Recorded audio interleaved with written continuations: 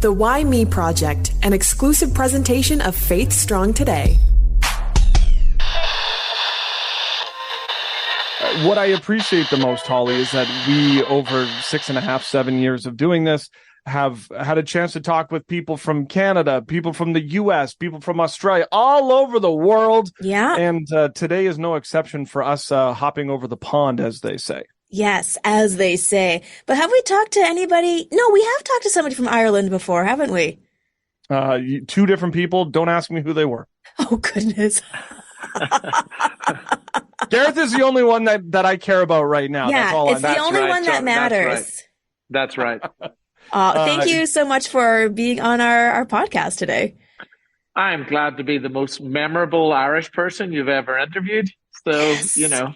I mean, we will have a list by the end. We're hoping it's like when people say, "Oh, do you know that guy from Canada?" Mm-hmm. We're like, "No, we're expecting you to know everybody from Ireland." So we're like, "Oh, do you know so and so?" You're like, "Yeah, we're best friends. We're next door neighbors." Yeah. I probably will know them, though. That's the embarrassing thing. So, he is one of the leads of Rend Collective, and Gareth Gilkeson, my friend. Thank you for saying yes today. well, you know, yes is much better than no. So happy to. Well, we like to ask the skill testing question because we never know where it's going to go, and that is, Gareth, who are you, and where did you come from? Well, I am. You never know where it's going to come from. I could just throw out some sort of curveball here. Obviously, Sure. I am from the north of Ireland, a town called Bangor. Grew up by the sea. Grew up walking everywhere. Walked to school. Walked to the shops. Walked to the beach. Yes,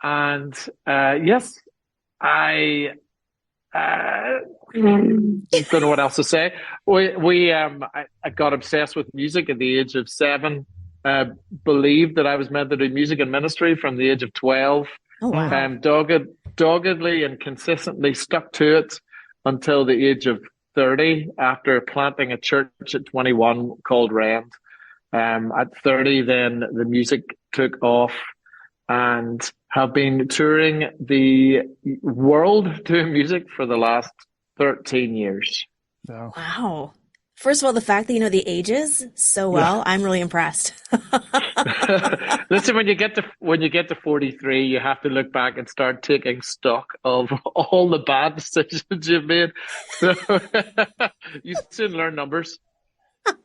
All the bad decisions. That can't be that bad. I mean, although when you do pick your life career at 7, I mean, you're blessed that it had to do with music instead of being a actual fire truck or something like that.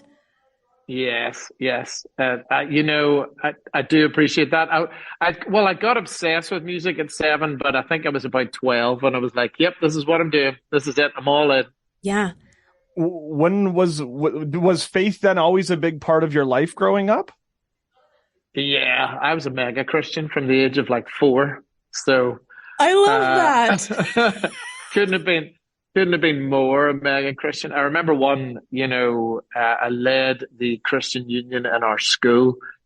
I was 17 and 18, for the whole kind of school, the high school. And I remember one of my friends who was on the committee with me, Christian guy, he was a Presbyterian, I was a Pentecostal. He said, Gilkey, you don't have to take it all so seriously.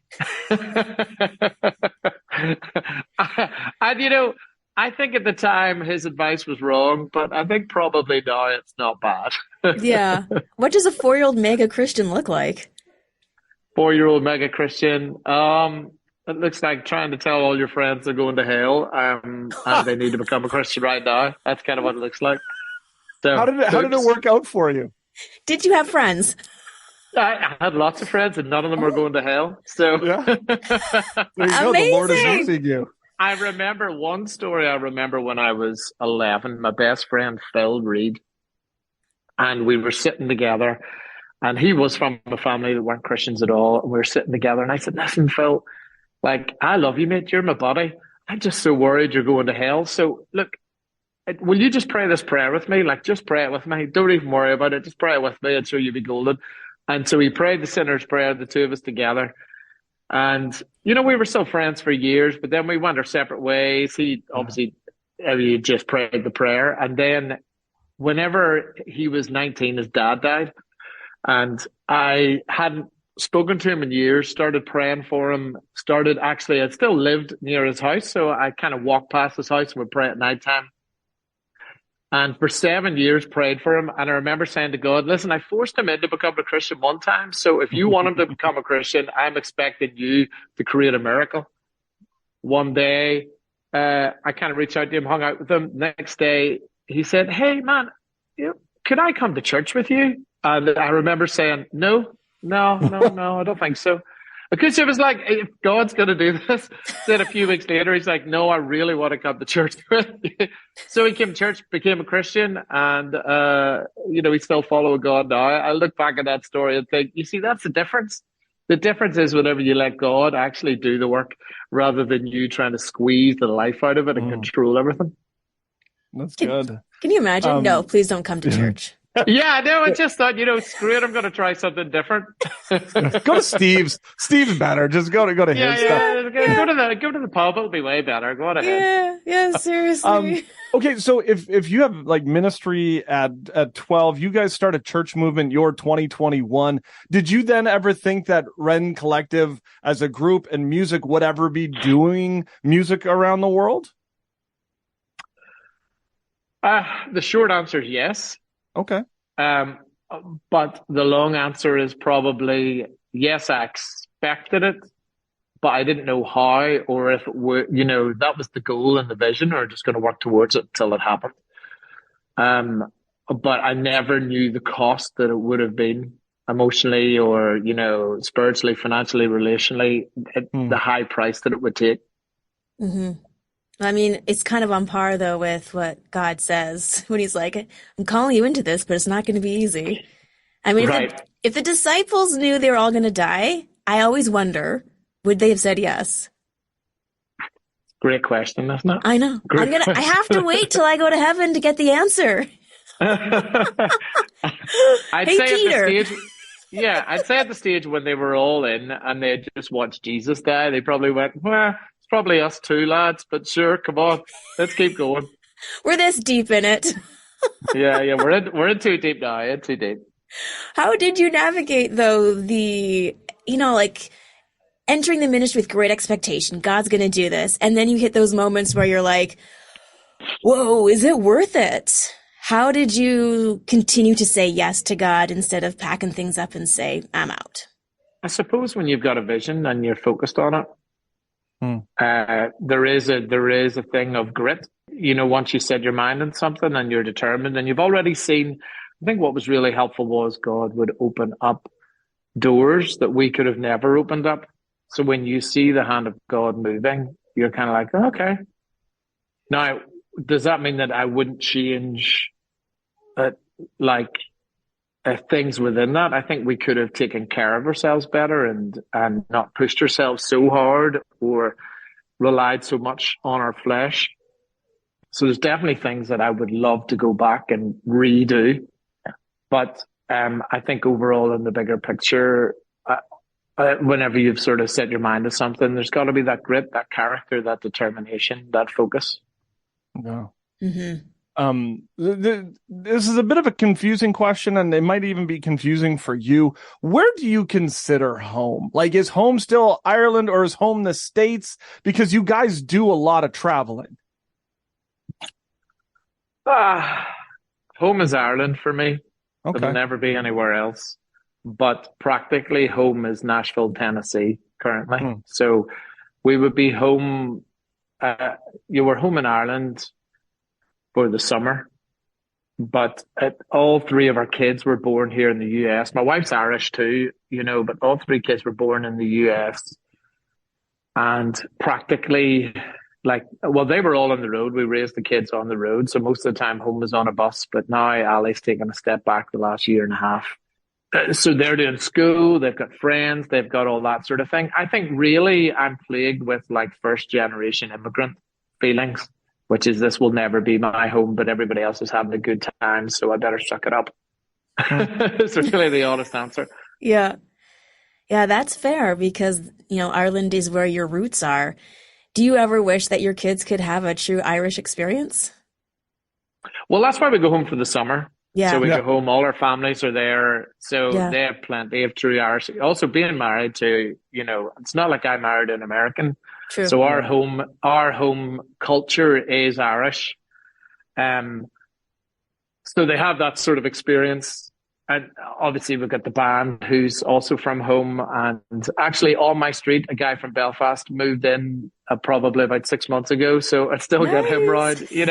around, try and keep all of that alive. So we do get those sorts of experiences. Because Holly and I were trying to, we'll talk about your sold out shows in Canada, because we were trying to figure out if we can convince you to make Canada, because you've toured here a number of times, if it could be your third home. Yeah. I would be very open to that possibility. Okay. We love I think Canada is probably the compromise that I'm looking for between America and Ireland. Yeah. I think it's probably the middle ground. So it wouldn't take long to convince me. Okay. Yes. Okay, we're on it. Do we ease him into Canada through Newfoundland, you think? No, too cold. That's never going to No, work for us. okay. It's going to need to be, I don't know, it's going to need to probably be Toronto or Vancouver, east or west. Or, I went to Montreal, but it seems they're always doing roadworks in Montreal. Yeah. They're never done fixing that place. Yeah. Right? Yeah, it's Well, a it's just metaphor like for life, though. You never I know, stop but it's fixing just it. like it's just like the French. They can never get it right the first time, so you have to go back and keep fixing it. I almost snorted. That's great. You snort away, Holly, please. Okay. Oh man, so kids have the day off today, and so I had my kids at work for 2 hours. Ooh, fun for you. That was good enough for me. I love them to pieces. How have you and your wife managed being on the road and working with your kids in tow? I would just say my wife's a complete hero. Yeah? Okay. So that's about it. I would sneak out during the days and go and record and work and all that sort of thing. And Ali would raise, entertain the kids. I think back to one show in particular. We were doing a tour called Winter Jam, which we swore we would never do, and then we did it. And it starts in January, and it's basically snow outside for the first 8 weeks of being on, whatever city you're in. And we were working on a kids record, Chris and I, and we're in the back lounge of one of the buses. And I look out the window to see my wife with, one of those like carts that you pull behind you, with the 3 kids in the cart. And then she's pulling with her other hand a portable bounce house. And so she's dragging these things through the snow into the arena concourse to set up a bounce house for the kids to play for 3 hours while it was snowing outside. And I just thought, that woman is a complete hero. And, it was funny. I felt judged myself. I felt real bad, but it turns out it didn't go in and help. So I couldn't have felt that bad. And maybe now I'm still trying to recover from that. Well, it's interesting that you say that, though, because I mean, you deal with one thing as being in a family and having your kids, but there's also the marriage side of things. You're in a band together. Other than the fact that she stepped back for the last little bit, how do you navigate marriage and then also being in a band? Yeah, I don't think we did. We did a very good job. I think there's always something that's going to give, and we kind of put the vision and the people around us at a higher priority than our own relationship. And I think that comes with kids as well, doesn't it? All married couples kind of end up focusing on the kids so much that you kind of lose each other a bit. So we're just we're just like everybody else, just trying to figure that out. Trying to figure out what were the points that we lost each other, what were the points that you need to rediscover, you need to find again, you need to pursue with each other. As somebody said to me recently, like, you always think a perfect marriage is like a destination, or marriage is in a good place.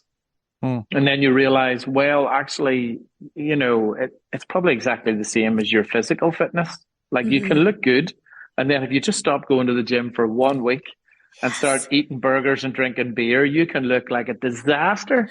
So really, there is no end point. It's just a continual like building or pulling down and rebuilding. Mm-hmm. So I don't think we did a great job. I think we did a great job being what we needed to be for what we were doing and for our kids, but probably not for each other. Mm. Yeah, I appreciate that answer, because I think we're all Zennials on this call, you know, north of 40. And it's kind of that point in life where you evaluate, like you said, what could we have done differently? How can we move ahead better and stronger? It's almost like a chapter 3. And so looking ahead into the future, what are some of those things that you would like to do differently? Yeah. Well, in general, not pertaining to the marriage. No, hey, there are plenty of things. I think probably because the band has been the overwhelming force. I mean, my wife and I were married for a year before we started touring. And because it's been the overwhelming force in my life since I was 12, I have allowed it all to probably dictate too much. And I've probably gone along with the flow a lot and always sacrificed, always taken the sacrifice. And now just intentionality is what I want to do different. So planning ahead, you know, it's weird for me because I'm now a single guy on the road. Like I'm single 4 days a week, which is mad. I never wanted to be a single guy 4 days a week. That's not something I would want. But using this time to actually be able to focus and go, all right, well, how do I make those 3 days the best days ever? Or how do I connect with my sons whenever their dad's gone? You know, what do I need to do? So I'm trying to be much more intentional, and instead of letting life just pass me by or get caught up in just the mayhem of it all, like it's hard enough having mild ADHD, but whenever you're in a lifestyle which just is like, it's like cocaine for someone who gets distracted easily, like that's what touring is. It's change all the time. So I would like to focus more and be so. An example would be the kids were on fall break, and this week I was home for 3 days, and instead of asking my wife what we're going to do or anything like that, I just was like, all right, well, I'm going to hire a boat on Tuesday. We're going to go tubing. That's what we're going to do. Going to go to the zoo on the Monday, just trying to be intentional. Or I've got a weekend off next weekend. What am I going to do? Well, I'm going to take the kids camping. And that's something that I've never done in the US, because obviously there are things that can kill you over here when you camp. So I wouldn't be the most confident. As a matter of fact, wasn't there a grizzly bear attack there in Banff? Yeah. Just on the news. Yep. You're like, God, that is not helping me here, folks. But but things like that, being intentional, that is my future decision, is to be more intentional on that. Yeah. Speaking of being intentional, though, like when you guys first started, Whosoever, which was released last year, do you find that there's been a change and a shift in the way that you guys are doing music and writing music and what you're writing about? Yeah. Mm-hmm. I don't know what the change is, Johnny, but I know there's a change. There is. I know there's a shift. Yeah. I think it only comes with age. Like my relationship with God is much more seasoned. Yeah. So we're in a different place, and life is different. So yeah, it has changed. Trying to be more, I guess I would hope, trying to be more honest and stop writing songs. There's a period in your career where all you are is honest. And then there's a period where you're like, oh, people like what I do. Maybe I should keep trying to make them like what I do. And then there's a period where you're going, oh, I just want to be honest again. And people look for authenticity too. I think that's an element that we're seeing more of, even just with, us working in radio, and people want us to be authentic and honest. And I think it's kind of lacking in the world right now. Yeah, just random observations from Hollie. Love it, Hollie. Keep them coming. But this isn't about me. It's about you. It's the Why Me Project podcast. And so as you're in this season of reflection, why me? Have you ever asked that question of God in a valley of life or a mountaintop moment of life? Yeah, you'd be crazy not to ask why me quite a lot. The why me question is an interesting one because it can bring about, I guess, a victim mentality. You know, why is this happening to me? Rather than, I guess, an overcoming mentality, which might be more like, well, what do I do while this is happening to me? I certainly think in my relationship with God, I remember before the band took off, and this is probably something that jumps to my mind. I'm wandering around my whole 20s, believing that God has a wife for me and a ministry for me in music. And I started the Rend project and well, not project, Rend community in 2001, and led that with a friend of mine. And I was playing music outside of that. But all my friends were getting married. All my friends were getting real jobs. And I remember being about 28. I just split up with a girl. We'd been dating for a year and a half. And I remember just thinking why is it so hard for me? Nobody else. And very much feeling lost within that when God puts a dream in your heart. And actually at that stage, I found a mentor who talked to me. I went and saw him once a week. You would probably call him a therapist now, but he wasn't qualified in any way, shape or form. And I just went to him every week and said, why? What's going on? Why me? What's the difference? Where do we go?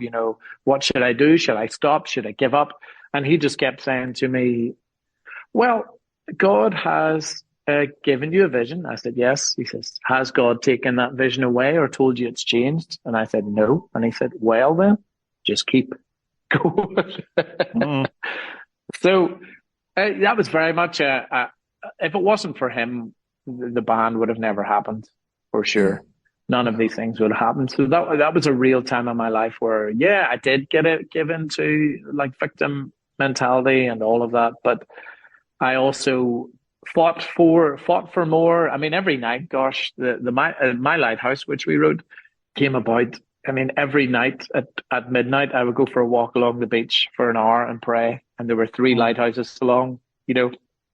So you kind of look back and you're like, oh, God was in it all, but gosh, it was so complicated and so hard and so isolating, and there was nobody else. Everybody else had moved on except me. What's amazing though is, I mean, we all get older. You're definitely, from when you started to where you are now, you're older, you're wiser. For those who've never seen you guys in concert, and I'm not saying you're old, coming out in walkers, but what can someone expect from a Rend Collective show? Well, we're all CrossFitters, so there ain't no walkers. We're coming out bouncing. There you go. 43 is a new 33. Energy, excitement, freedom, joy. That's what we're trying to do. Everybody's got enough of everything else in their lives, so we need a bit of enjoyment and a little bit of energy and fun. So if we can bring some freedom into people's lives and help them express that freedom, that's good enough for me. Any other shows maybe in Canada? Because clearly we like you up here. We want you to be Canadian. No, we. Listen, we would love to be out and about with you guys, having a good time. But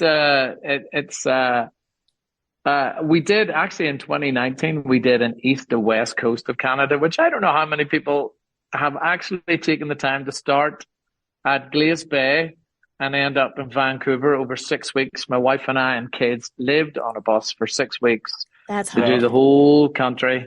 And that's how much we love you guys. So we'll try and do something not as insane this time. That's fair. The hard part is flying back to Nashville is very difficult and very tricky from Canada. So, but the heart's there. We want to figure it out, and we're in talks at the minute to try and figure out more shows.